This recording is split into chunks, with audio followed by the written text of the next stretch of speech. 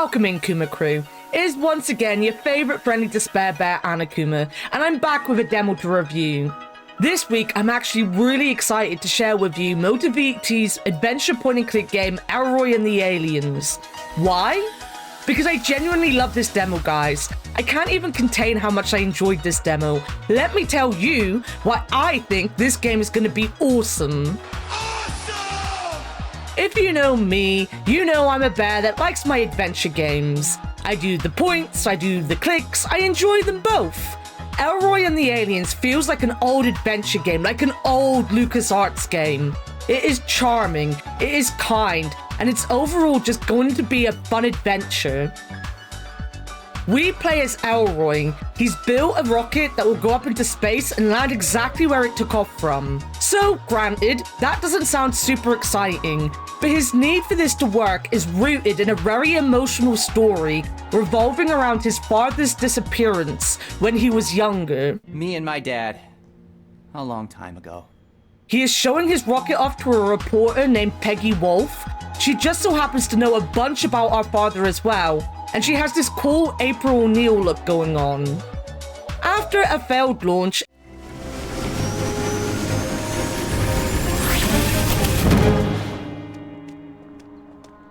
For the love of... and then a failed landing, Wait, what was that?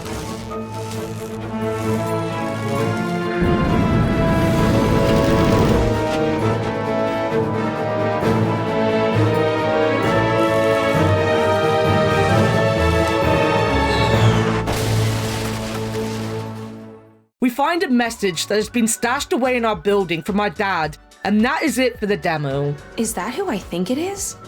Wait, is this thing on? Sayak. Alright, let's do this. It isn't a long demo by any means. I'm not sure how long it originally took me to figure out, but not any longer than about 40 minutes or so. I did forget to record my first playthrough though, so the second one was about 30 minutes. What it does in that time though is all it needs to do. Elroy and Peggy are fantastic characters. They have great chemistry off the bat. Elroy is a sweet nerd with a mission in life that a look around his apartment shows he'd do anything to complete. Peggy isn't judgmental or cruel at any point. She could have made many jokes about Elroy's ambitions, but she doesn't. Even when he fails, she's just sorry for him and tries to comfort him. Together, I believe they make a great team, and it isn't just these two that are fantastic in the demo either. We get to meet our next door neighbor who seems to have a soft spot for Elroy. In the junkyard, we get to meet Elroy's best friend Sierra, fantastic name of course, who shows her appreciation in a different way. All the characters so far are just nice. It has a nice vibe, not just in that the vibe is nice, but that this adventure is just going to be nice. Even with bad guys looming, they look like they'd be stereotypical Saturday morning villains, like Pinky and the Brain type guys. Prepare test subject Alpha. Preparing test subject Alpha. Elroy could easily have been given one of those more Sheldon-esque type nerdy genius personas. The relationship between him and Peggy could have been colder. Heck, even the grumpy neighbor telling her grumpy stories could have been sharper and meaner. Everyone just came over as being naturally nice people though, and that is such a nice change of pace, and I'm saying nice way too often. It goes hand in hand with the very bright and easy to look at artwork. I like this kind of 90s feel to it. It probably isn't meant to be a 90s feel, but it felt nostalgic to the cartoons I grew up with, and in some ways reminded me of Hey Arnold. Don't ask me why, but it did, and I can't get that out of my head, so I'm putting it out there because why not? Now you can see Hey Arnold in this. You probably won't, but you should. Honestly, I love the art style, if that wasn't obvious right now. Again, it just has this very chill and fun feel to it. Then we have to talk about the map because you know I'm a sucker for maps, and this one is gonna be great. We get a side view of the town we live in. The areas you can visit are annotated by little bubbles that tell you where they are, but it looks like a living, breathing city. I love that our cul-de-sac is up here, kind of in the dark, so as the light's on, whilst in the back leading towards the main city, you can see cars moving around on the streets, trees move in the breeze, and we have this bird just birding around.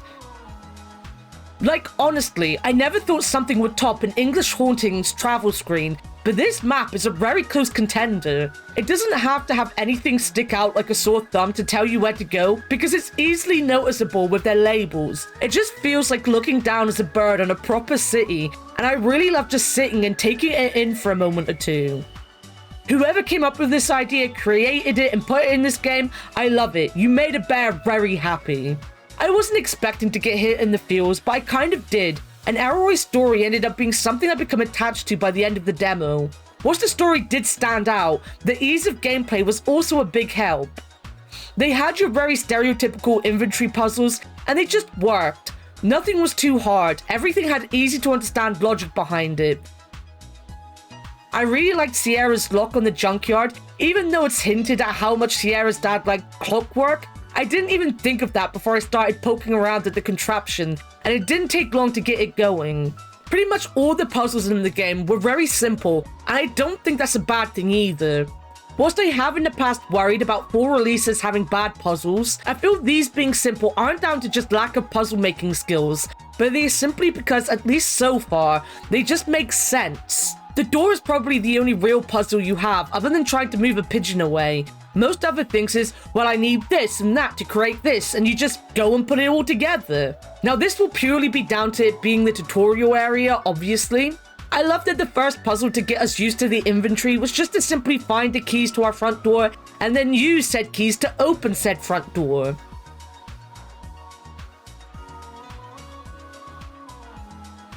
Most of the puzzles are just about putting the rocket together, and that's simple enough, and as long as you're exploring the entire page and clicking on everything, you'll find it super easy to pick up any items you might need.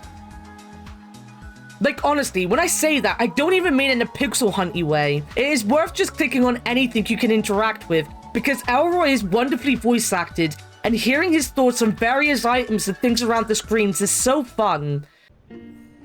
My engineering diploma. Best in class of 91. Yes, I said it again, fun. Elroy and the Aliens demo is just fun, simple fun. The kind of fun I had when I was a bear cub playing Curse of Monkey Island for the first time.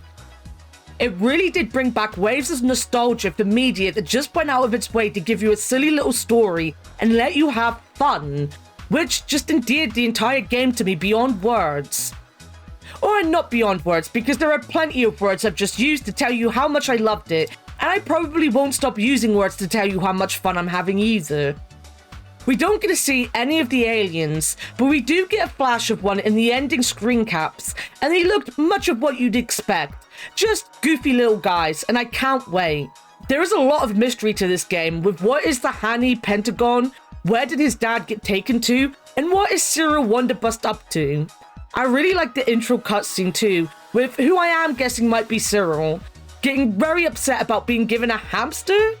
It gave the necessary mystery to what he's up to and what is going on without being too in your face, and this also allowed Elroy's dad to have the majority of the plot reveal at the end of the demo. Hello, son. You must be wondering where I am. I have no idea how long this message will take to get to you, or how long it's been for you. 18 years. I don't think he can hear you. I'm also very happy it looks like Elroy and Peggy will be a double act, much like George and Nico are in Broken Sword. Again, they work well together, and she seems to be just as interested in this mystery as he is. It'll be nice to have a constant friend for Elroy to bounce off of that just works well with him. Elroy and the Aliens releases this week on the 2nd of April. Of course, I'm going to be picking it up as it comes out, and we'll have a look at the game on Thursday the 3rd over on my Twitch channel. I'm super hyped for this game, and genuinely feel it will be a lovely little adventure, much in the same way as the games I grew up with. I can't wait to see where we go and how it all plays out. I also can't wait to see more maps from them, because with us traveling to other places and other worlds, it looks like we might get plenty of maps for me to gush over when I finally review the game. If you are interested, check the game out on Steam. Link to the game page is below. With that all said though, this is it for this bear here. Thank you as always for watching. If you would like to support bears in the UK just playing video games and having fun, then like this video, comment below on your favorite alien and subscribe. Also, if you want my first reactions to the game, then follow me over at twitch.tv/Annakuma, where, as I said, I'll be playing this the day after release, but I also just stream there 5 days a week, and we go through lots of games, so come and hang out if you can. Till next time though, friends, thanks for watching as always, and bye-bye. Check my book for clues. I love you, son. I never wanted this to happen, but I'm stuck here. And you are my only hope.